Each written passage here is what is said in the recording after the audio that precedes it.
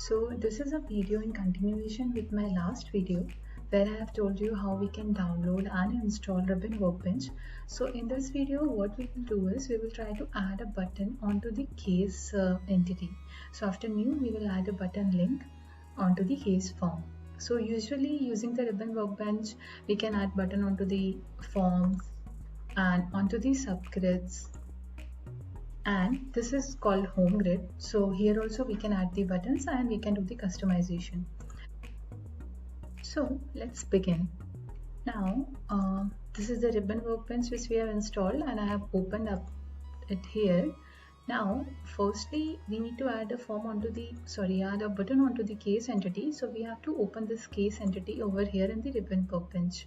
So for this we will need a solution. So what we will try to do is we will try to create a basic solution.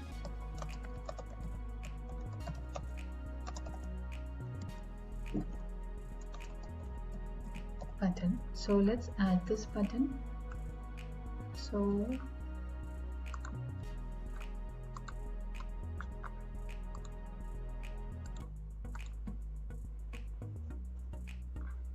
And I will save it. So I have created this solution. Now let's add an entity. So we have to add button onto the case entity. So we will add case entity. So just select case.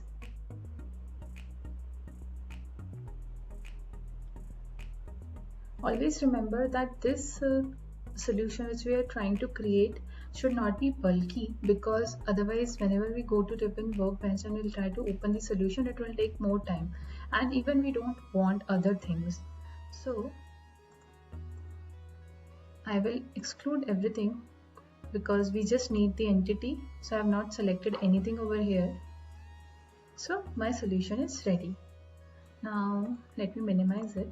Now let's open the solution. So if you see, this is a solution. I'm opening it here. It will take some time. So it is now opened.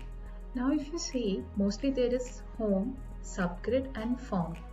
So if we want to add a button onto the form, we will always do the customization on this ribbon. If we want to add something onto the subgrid, we will do it here. If we want to do something onto the home grid, then we will do it here. Home grid, as I said, that usually we call this as a home grid. So I have opened cases, so this is a case home grid. So now basically we are trying to add a button onto the form. So I will choose this ribbon. And if you see, in our solution we have only one entity, that is case. That's why it is selected over here. If you have multiple entities in your solution, so firstly you can change the entity from here and then start working. Now this is our toolbox. So step 1, to add a button. So I'll simply drag this button. So after new I have to add. So I have just dragged this button. Now if you see, these are all the properties. So what I'll do is I will just do the button ID and I will give the label. It's called link. This is the all text, tooltip title, tooltip description. So all that we can give as of now. I'm giving as link only.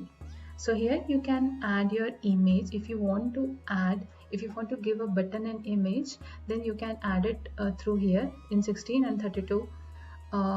So this is that part. And now the second part is, now this button has been added. So now we need to add one command. I will tell you how we can use this command later, but as of now just follow by adding a command. So I'll give this name as link command, and this is done. As of now I'm not adding any action, display rules, enable rules. We'll see the action part later in the next video, but as of now, so this one command I have created, so it is visible here. So this is it. Now let's try to first publish it and let's see what happens.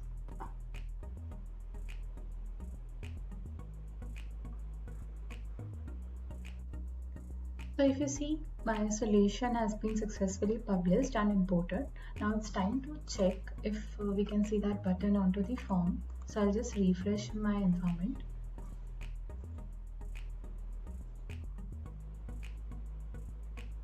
So let's open a new case.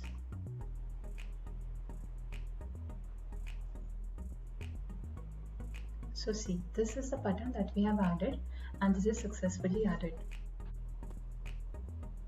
So now in my next video, we'll see how we can use this command that we have added onto the button so that we'll be able to add a functionality on this button. So basically, we will see how we can create a JavaScript file or a web resource and link that web resource file with this button to perform certain actions. So thanks for watching this video. Thank you.